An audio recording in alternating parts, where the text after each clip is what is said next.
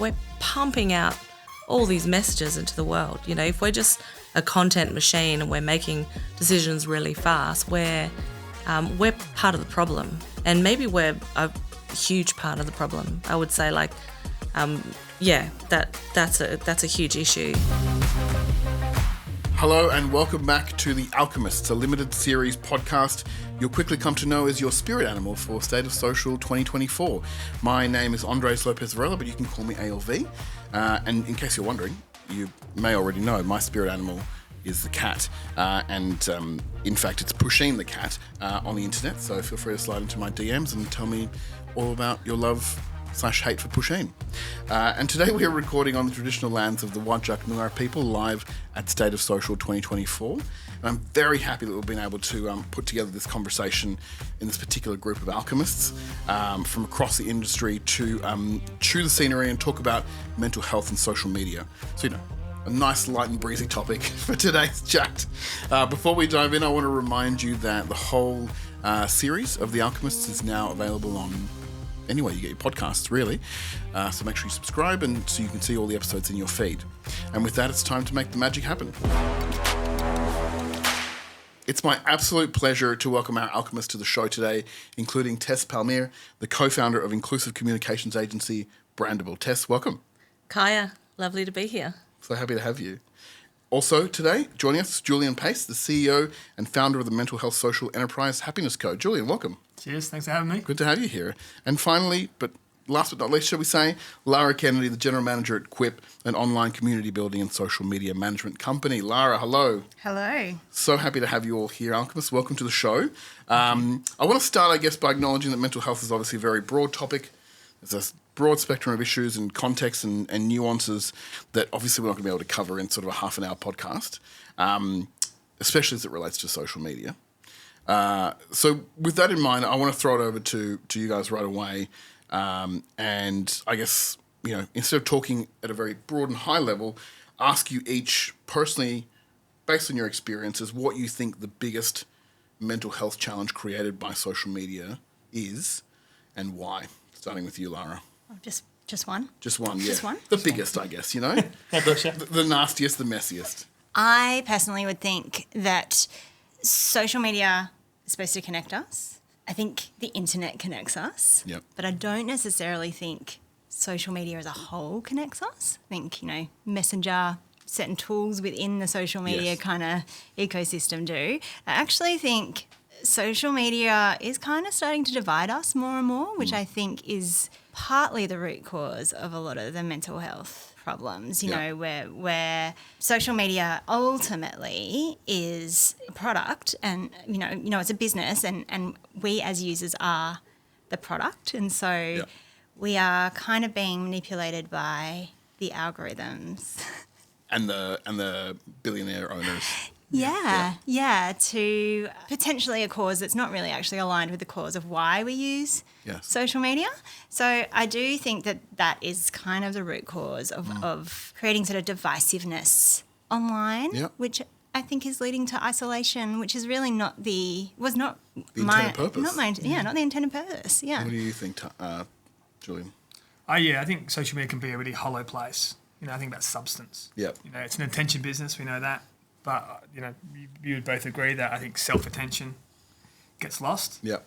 Not self-praise and I'm awesome, but self-attention being how do I feel, what I think about, what are my behaviours, why am I being like this, why am I triggered, what are my glimmers. So I think a lot of people are lost in life. Life can be really difficult. Trying to know who you are, I reckon. So I think it's beyond social media. I think social media is a vehicle that leads to disconnect and isolation. But I think about the people who even use it. And what's your intention for being there? It can help you escape the real questions of life, like why do I feel this way? And sometimes it's easier to judge another on social media than it is to reflect on your own choices. Sometimes it's easier to tear down someone on social media than call yourself out in your own BS.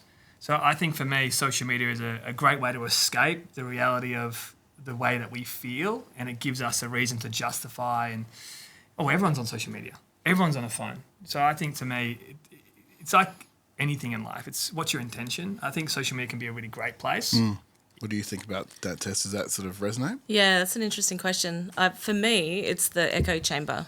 that the algorithms create for you. You just get more and more of the content that then you're doubling down on the same stuff. Yeah, it locks in everything that you already believe in, and you hear the same voices. The problem with that is it actually leads to real world discrimination. So we're already living in these systems that have bias built into them, and then when that plays out on social media at that kind of mass scale, and we've got this sense of bravado because we're just keyboard warriors, it's ugly. I don't know if you saw Josh Taylor's session yesterday, and his experiment was mind-blowing. He showed these screenshots of TikTok, the kinds of content that he was getting as default content, and he set it to being a 24-year-old male from Melbourne. Okay. And the content he was being served was just atrocious, like really far right. And I spoke to him afterwards, and he said that's not even the worst stuff. Like, I had to cut out all the explicit stuff, and that was actually tame in comparison. So I think because it has real world implications, it's actually feeding into the things that we believe in and our attitudes and beliefs, and we're just in a bubble, hearing exactly the same things that we already believe in. Yep. And then we're losing that kind of balanced argument as well, and not being a bit more balanced in our views, and then questioning, well, what is really true, and who's got time to fact check these days, and all that kind of thing. Well, if we stopped trying to fact check every single bit of inaccurate information we saw online, we would not sleep, I guess. Really. Yeah, totally. Because on that, what you think about, like that bias, it's like what you think about, you become. So you should be very careful what you choose to think about, but you think about what you see in front of you. So if you're seeing these things, like you just said, it's a controlling narrative, often it just supports that narrative, and then you see more of it. So that's unjust, if that's racism. Yeah, absolutely. Whatever it may be. I was only seeing it the other day with my 9-year-old son. He was on not TikTok, sorry. He was on YouTube. I think it's about where you think it's safe or not safe. Yeah. He was watching something on YouTube, but I got a quick glimpse of this young person talking about his mum was like yelling at him, trying to get the PlayStation. It was like a video. He's like, "Mum, don't, man, I'll come in there and I'll hit you," kind of thing. It was said in more jovious words than that. Yeah. But that's what the language was. Yes. And I was thinking, a 9-year-old can't pass that. They're just like, they can't pass the meaning of that. Yeah. If you start joking around DV online, and our young boys start seeing that, then the time they're at 14, 15, 16 young men, well, I'm just being so acclimatized to being disrespectful around violence, because I saw it when I was 9. Yeah, same with racism. Right. It doesn't matter what, if you normalize anything and you just put it in front of people and you make it funny, you take all the power away. Exactly right. And that is TikTok, right? Like, that's all TikTok, well, not all TikTok is, but definitely certain pockets of TikTok are just... racism, misogyny, even those comedic kind of, like, dare I say, inspired unemployed, is that Yeah. Where it's that kind of like tradie humour, blokey humour, and there's loads of young kids doing that now where they, like role play being their mum, and they've got like a tea towel over their head, and it's just like all kind of steeped in low level misogyny or racism or some sort of violence. Have you guys ever seen that it's called the pyramid of white supremacy, just to make the listeners really like uncomfortable? Yes, please. But if you Google this, it shows you, and it's just it's in relation to racism, and it starts with the really what we would see as like harmless stuff, the little jokes and the little the casual stuff that happens in the office, and we're just making a joke, like we didn't mean any harm, and someone's being a bit sensitive, and that's what we tell ourselves, and it applies to everything, right? Ableism, whatever. The list, all the isms. But as you go up this pyramid, it shows you how one level connects to the next, and it's starting from really what we would think of as harmless, implicit stuff, right up to overt things that are happening in society. Yeah. And I think it was Evolve who created a version based on First Nations history and the way we treat First Nations people. Yep. So it really relates to who we are in Australia. Yep. And you can see the links between each level. Yeah. And from a mental health perspective, no one wants to be alone in their thoughts. As toxic as our thoughts can be, we want to be validated in for our worst thoughts. Yeah. the brain responds to it, right? So you get a hit of dopamine, serotonin when you validate your worst thoughts, let alone the good ones. So if you see other people online being racist, well, it's not just me. It's not just me. Yeah, that's what everyone does. I'm not the only person who is having dark thoughts. And then you just justify and it becomes normal. Well, I'm not the only one, so I'm not the only one, then... Therefore, it can't be wrong. It can't be wrong. Yeah. Safety in numbers. And I think about that with, my daughter. She's 4, but I remember the journey when you're talking about racism per se. When she was first at kindy, she would play with the Asian children, the Indian children, the Aboriginal children, and there would be no divide. You just see them playing. Yeah. Racism, I believe, a lot is a learned behaviour at some point by something or someone. And social media, it doesn't matter if it's racism or disconnect, we learn a lot from there because we actually take it as fact. Yeah. It's actually not fact, but as Brooklyn will get older, my daughter, she will start to understand that pyramid that you said Yeah, totally. about race and things. And This is going really off topic now, but No, it's right, I've got to add something to that. Please. But I think one of the problems is we think of racism as like referring to individuals, right? So you think of people as being racist or not racist, when actually racism is a system that we live in. Yeah, it's a systemic layer, it's a layer of racism. something. Yeah. it's a structure. So we're not born with it. We learn, like you say, we learn it. We learn the conventions of it. Yeah, because we're in it. You know, of course you're going to be influenced by those systems. And guess what? People of colour also have internalized racism. And we can do it to other people of colour. Yes, So, you know, yes. it's the system that you live in. You're right. Yeah, it's true. And it's it's true. almost, you see it in the comments all the time. To call someone a racist is almost like one of the worst things that you That's right, sparks such a visceral reaction in someone. You know, if you're in a social media post and somebody's sort of like, "Are you calling me racist?" and it just evolves into this mess.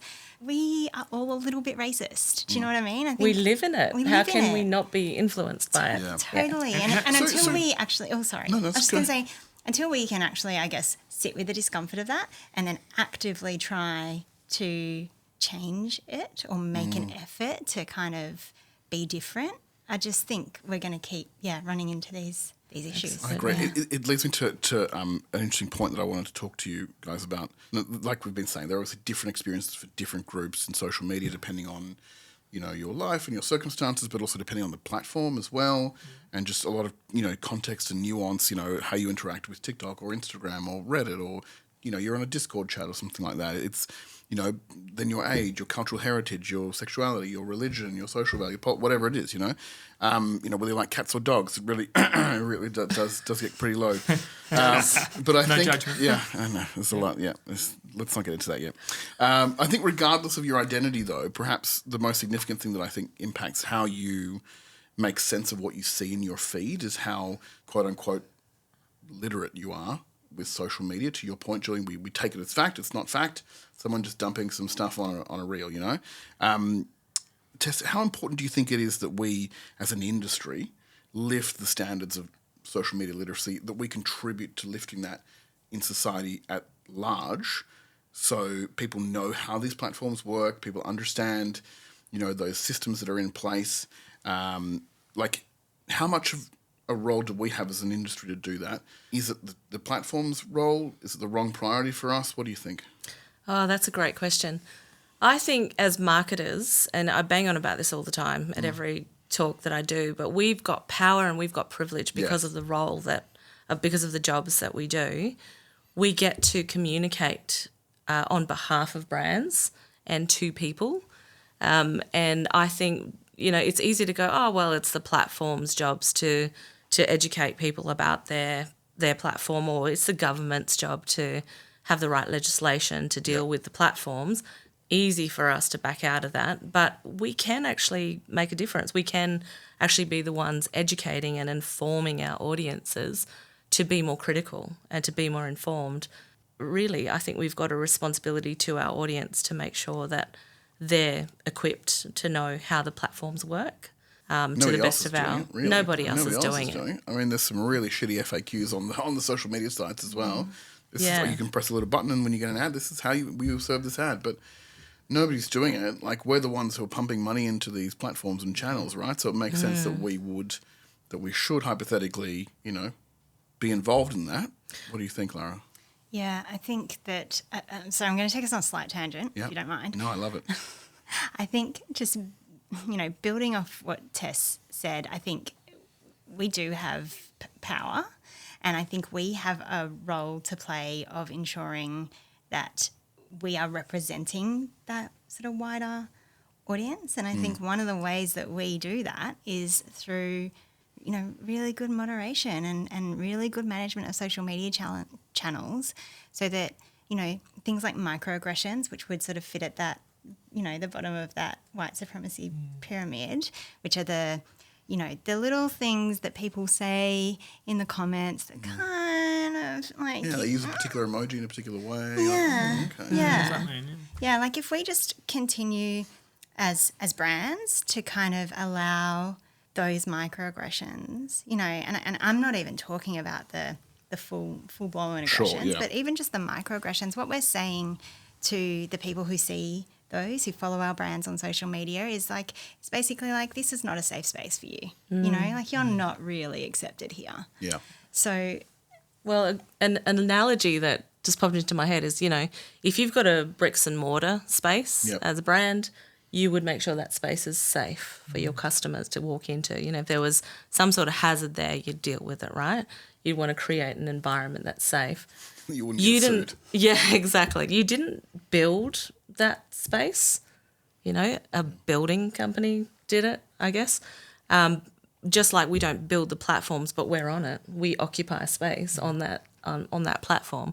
So why wouldn't we create a safe space for our community there? yeah, exactly. And, we can't control, like we're never going to be able to control what the Metas and the Twitters and all of those things decide to do and what goes into their algorithms and, but we can control our brand spaces. So... And can control, I think, the power of being kind, loving and decent. So I think sometimes we can blame things Yeah. to justify our inaction.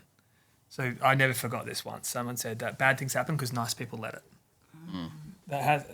We are nice people and we try to be nice. That's not rocking the boat. That's being people-pleasing.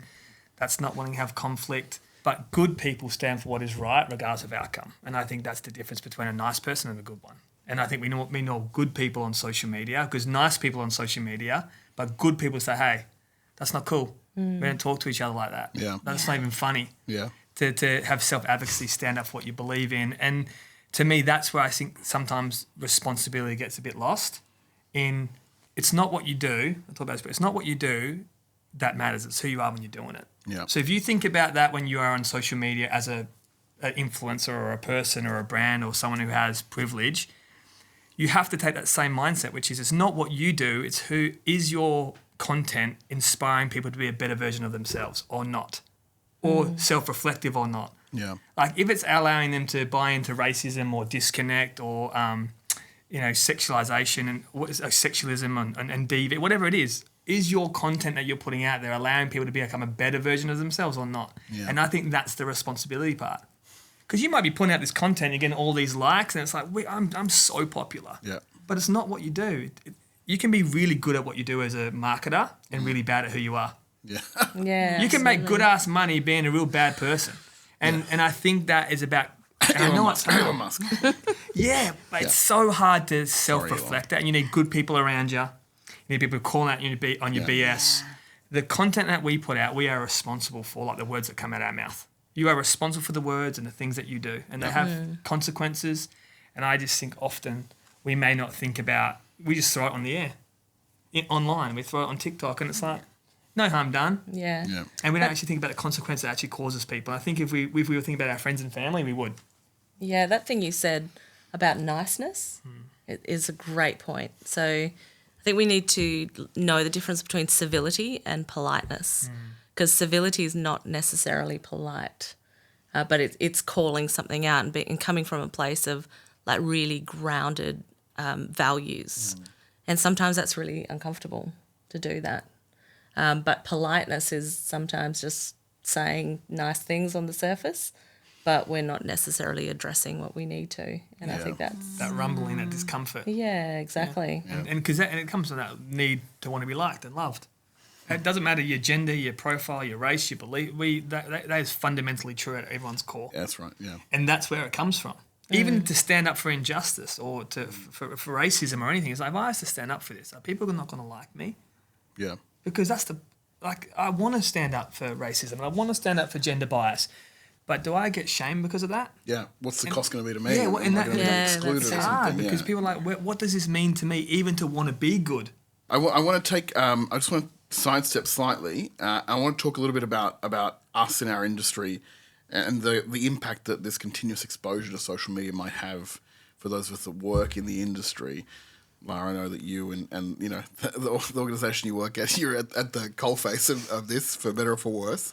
The you know that digital 2024 report We Are Social does every year with Meltwater shows the Australian, I'm reading from the pages so I don't screw up the stat, shows that the Australian population at large uses social media for an hour and 51 minutes each day on average. I think people were lying to that survey when they were taken. I would expect that anyone working in marketing is using social media for like 3, 4, 5 times that amount of time every day, so maybe upwards of 6 hours a day, right? That certainly must mean that all the risks that come with social media are really significantly heightened for those of us that work in the industry. Is that the price of admission? Is that the secondhand smoke of working in a bar, Lara? No, I don't think so. I don't think it should be anyway. I mean, yes, it is. Should it be? No. Yes. It's probably... Are we accepting it? Is that like table stakes? Do we tolerate that and go, this is an inherent risk, you know? Because if you're a tradie and you're walking around on a roof, you're all harnessed and everything, it's still inherently risky. What are we doing? Like, what are we doing? Yeah, well, I mean, I feel really passionate about this. Yes. So sorry, just let me get Lean on my in. little soapbox for a minute. I do think we have an industry issue. I think partly social media is kind of organically growing and hasn't necessarily been valued by organisations to the extent that it should have. You know, we just put a junior on and they can manage the channels and be online 24/7 and... You know, it's this kind of, it's a little bit wild what we expect of social media managers. And there are so many stats out of some of those industry reports that are showing social media managers are, chronically online and they don't get a break and it does result in burnout. And so I do think that as an industry, we need to start having really, firm boundaries around what is an appropriate work time. I think the right to disconnect laws are going to be really interesting for our industry. But yeah, I don't think that it is reasonable. I don't think it's a reasonable acceptance to expect your social media manager to be checking the channels all day and then also checking at night. You need safety nets. So you either need teams of moderators, you need to restructure the way that your social media managers are working. You need to outsource to, external moderators. And so many bigger companies actually are starting to do this now, where they're having quite sophisticated social media teams. So it's not like it can't be done. Yeah. We just are choosing Not to exploit the labour of, of generally speaking, younger people who don't have the leverage in the workplace. Yeah, they aren't self-advocating. Yeah, they don't know how to self-advocate yet. Yeah. And that's hard because you teach people how to treat you. Yes. And if you don't know the power of your words and if I'm going to get shamed or judged or performance managed out for sticking up for myself, then, like that law that's just changed, like emailing your employees after a certain period of Expecting time. to respond to 8 p.m. at night or something. That's so good because sometimes that's like we need to just self-correct some things here as the government or people power that we don't want people because then people, I never asked you to email me at 11 o'clock at night, but it's perceived pressure. Yeah. I never actually asked you to go on social media because that's what the leaders and managers would do. We actually never told our staff to go on social media at 10:30 at night. It's like, that's not my fault. I'll tell you what, those right to disconnect laws that have just been, just passed Parliament in Australia will make a lot of contracts that I've signed in my career null and void when it says you may be reasonably expected to work hours outside of your contracted hours without additional remuneration. Gone. Will invalidate tens of thousands of contracts and particularly I think in the agency and the consulting world will make those businesses, if the law is enforced properly, will make those businesses very unprofitable very quickly. And if you want that, pay for it. Yeah, exactly. But these businesses can't afford it. They can't afford pay it. someone 60 hours a week if These that's what businesses, they're exactly, doing. yeah. But these Then businesses are paying 37.5 hours, but they expect the business model is built to say we're only going to pay for 37.5, but we know we're going to get at least 54 or whatever. Like that's how a lot of agencies and consultancies, sadly, in this industry work. It's the only way they can make tiny margins of 4 and 5% on their work. But we're getting... I mean, to be very harsh, though, I think if you can't afford it, don't be in that space. Yes.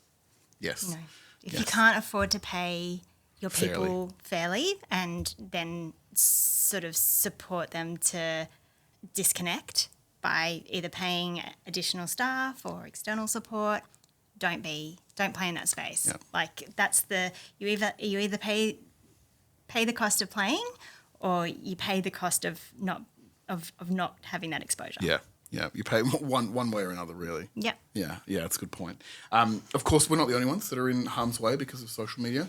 I think marketers can also be part of the broader problem for like TikTok and Instagram in particular, where we just focus relentlessly on creating and publishing a lot of content, and a lot of it is just shitty content designed to fill gaps and everything. Obviously, there's been a lot of conversation here at the conference about, quality of content and, quantity, and there's always that eternal discussion, right? How much of this problem should we take responsibility for in terms of the drive or the innate kind of, the internalized drive to just publish so much content? How much blame do we bear? How much blame do the platforms bear? How much blame do the audiences bear? Tess, what do you think? Look, I'm a big advocate for quality over quantity. The platforms might disagree with you. Yeah, well, that's good. Thank God for that. That makes sense. It's like makes the sense. sugar companies disagreeing with the sugar studies. Yeah. It also means I do less work, Yeah. sort of, but I've got to make sure it's quality content.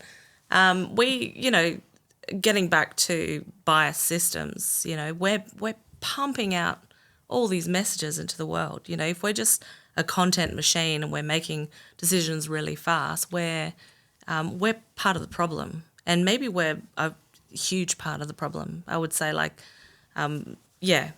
that's a huge issue. Apparently, the average adult makes more than 35,000 decisions every day, and marketers. That's why I'm so tired at the end of the day. Exactly. But we do it in this way. We use a thing called heuristics, which is Yes. mental shortcuts, which is just riddled with biases, right? So if we're having to churn out all this content all the time, then absolutely it's going to be biased content because we're not allowing time and we're not allowing people to review that content properly, or maybe putting it in front of the right people. Yeah. So I think it absolutely is on us. We're communicators. We can't just say, got to keep churning the content out, and that's not on us. It's just what the expectation is. Yeah. I want to play devil's advocate, which might lose me some friends, but that's okay. You've got to be brave. That's right. We'll talk later. Yeah, thank you. But then if we don't do it, someone else is going to fill the void. The platforms are clearly voracious for the content. Our brains are wired in a way that wants those hits. Yeah. If we're not, if we make a principled decision to be like, you know what, if we sign, I think I mentioned this in another one of the episodes, if we sign a Kyoto Protocol of, of agreeing that we're all going to publish 50% less content, then you're just going to have other people, other brands, other creators go, shit, there's so much more space for my stuff now, and they're going to fill the void. Isn't that right, Lara? I mean, yes and no. Okay. I think, yes, something's going to fill the void, but is it going to be quality, and therefore is it going to actually have the same impact with your audience? And so I guess what I mean by that, what I actually think is starting to make a lot of noise now is kind of AI generated images. Sure. Some of it's really bogus. Like we had the prawn Jesus. Yes. The Pope and the puffer jacket. Yeah. Yeah, and some of it's actually quite believable. Yeah. Some of it looks really legit, and on some of it we even have bots talking to each other in the comments. Yes. And so I do think that might fill the void. If the platforms are so voracious for content, I do think they're in a bit of a codependent relationship with some of these bots. Because the bots are creating content. It's kind of creating, It's an unvirtuous circle. Yeah.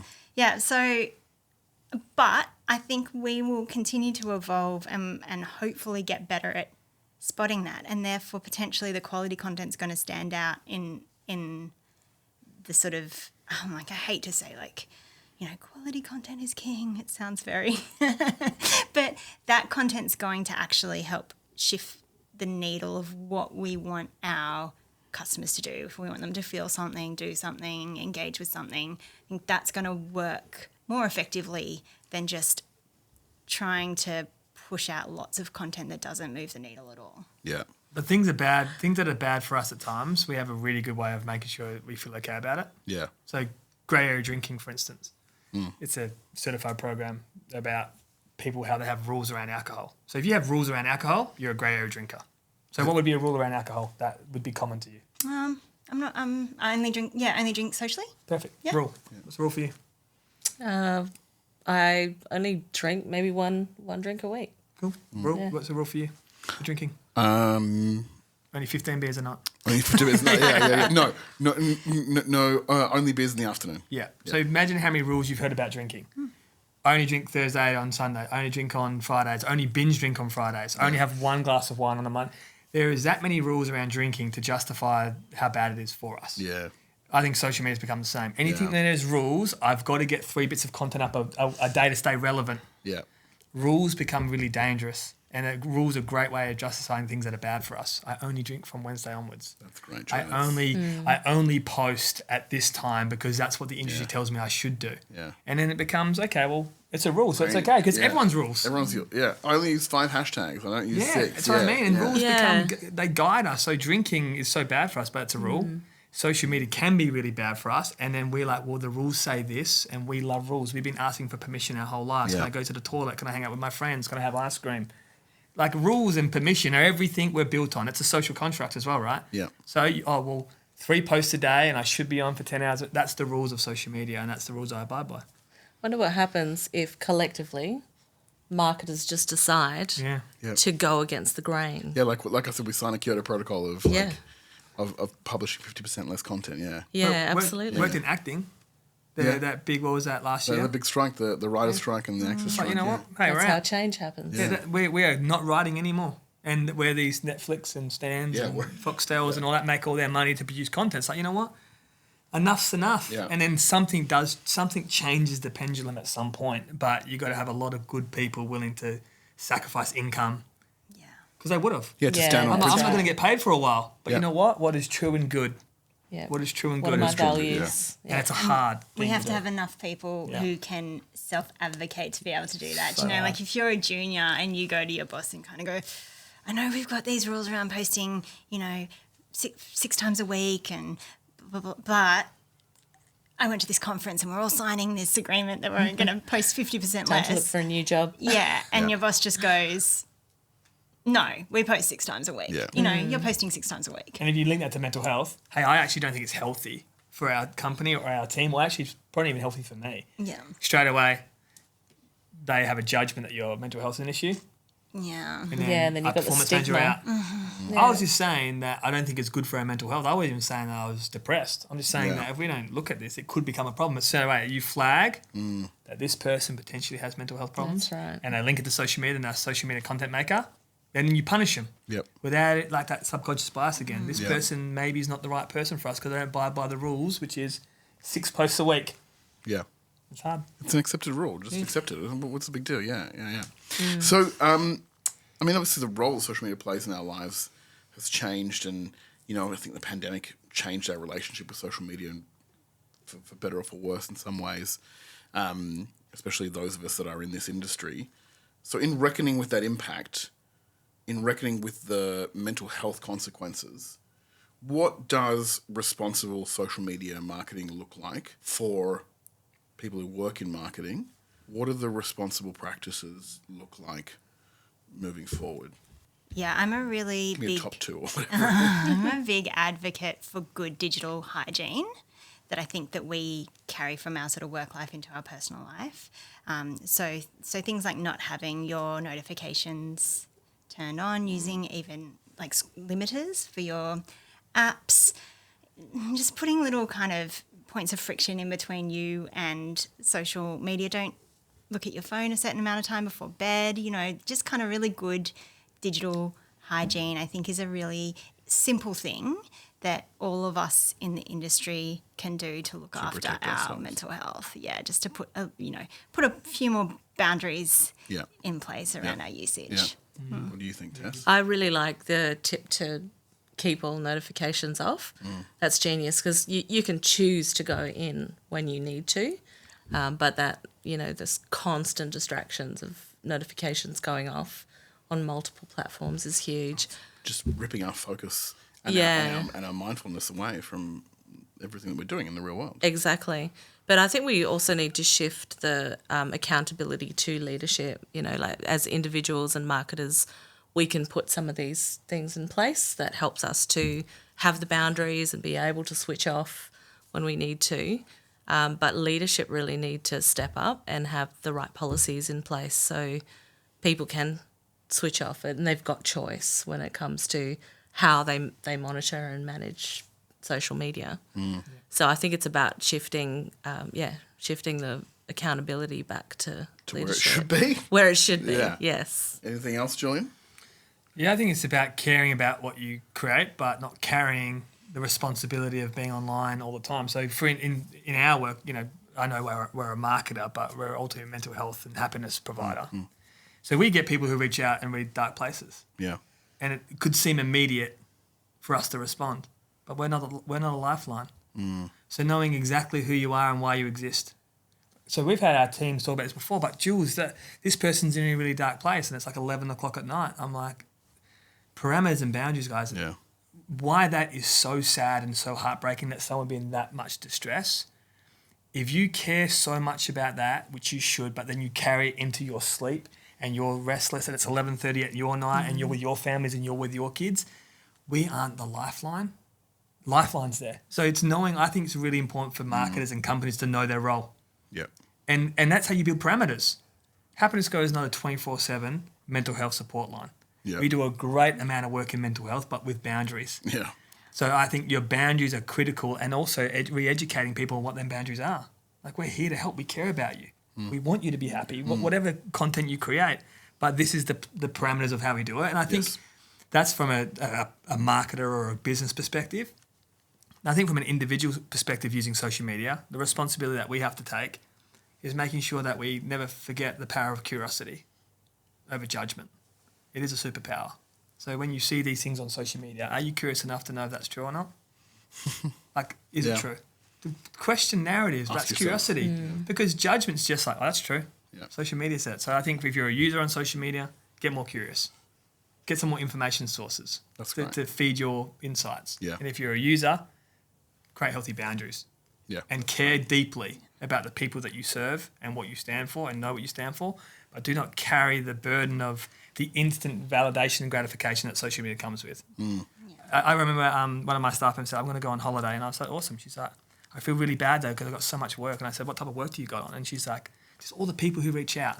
I said, I promise you there'll be unhappy people tomorrow. That's the truth. And that's... Yeah.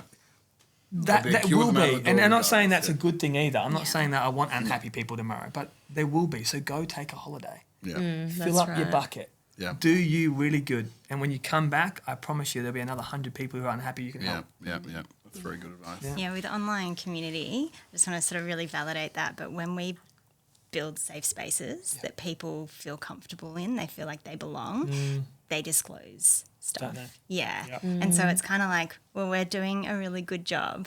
And then so good at our job that somebody feels comfortable that they're sharing that they're in a dark place. And so then, yeah, we really need to understand, okay, well, what is our duty of care here? And where does that end? Yeah. And I so agree with you. It is, understanding that you just refer, you acknowledge, you refer, you meet them with empathy without judgment. And that's it. That is all you can do. You're not a support service. We've got just enough time before we wrap up to ask you to play fast and loose with your opinions. There's some questions that are meant to make you feel a little uneasy, but remember the whole point is you can play it fast and loose. You're the alchemists. You guys create magic every day, right? So I'm going to ask each of you a random question. I'm going to randomly choose you, and then everyone else can agree, disagree, be shocked, be appalled, whatever it might be, okay? As an alchemist, Yeah. your teachings are a generous gift to the world, except when you get something wrong. In your career, what's the biggest thing you've been wrong about? I've been wrong about a lot of things. So I think for me, getting it wrong is just part of the journey, but how brave are you to try and get it right?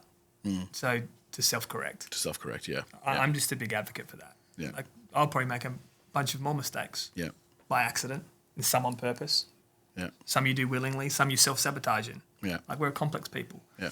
And I would never preach to people that making the perfect choice all the time even is, because we're perfectly imperfect. So I would say I make mistakes daily.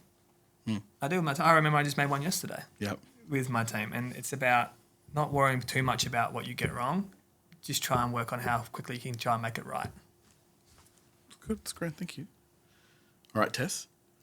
Okay, let's do this. As an alchemist, you create a new substance that can shape online culture. It's a magical substance. What one thing would you hope to change online for the better with this substance? I would love to go back to the days where your news feed was actually just really like just a flow of all the stuff that people are posting. Yeah. And there was no algorithm. Just chronological. Yeah, just chronological. That's a And good one, Threads Tess. is a little bit Yeah, like that yeah, still. yeah. And I really love that because it's a better reflection of society, like the real world. More honest. Yeah. So I think get rid of the algorithms, and I know we're just going to be swamped with shitty content. That Are you allowed to swear on this? Yeah, Okay, cool. definitely. Fuck yeah. Great, I feel better now. But yeah, I really like that because Yeah. you are introduced to random people and random content, and life is really random. Yeah. Let's just keep it that way. I like that. That's a really good choice, I think. cool. That's a great way to use that. It's very good. Lara, before we go, as an alchemist, you understand the important relationship between humanity and the natural world, the delicate balance. Who runs the natural world? Is it cats or dogs? Oh, wow. Cats run it, but dogs bring the party. Do you know what I mean? Yeah, okay, that's all right. I'll give that to you. I'll give that to you. That's been very divisive question, can I say? It's been a very divisive question, but I think we don't shy away from the hard questions here, and you guys didn't shy away from the answers too. So this has been such an informative and cup filling chat. So I really appreciate the time and insights. You've all been so generous. So thank you so much for joining us for this very special topic. Lara, Julian, Tess, thank you for joining us on the show. Thanks, Alfie. Thanks for having us. There is plenty more to wrap your ears around on The Alchemists, including heaps of in-depth chats with this year's State of Social speakers. So make sure you follow the show wherever you get your podcasts. And if you like what you heard, give us a 5-star review and tell a mate, or 2, or 3. Tell your mum. The Alchemists is a co-production of State of Social and Creative Fix. The show is produced by me, Andres Lopez Varela, and Aaron Matthews from Creative Fix, with additional production support by Cal McLean. Meg Coffey is our executive producer. On behalf of all the Alchemists, I'm ALV. I'll catch you next time.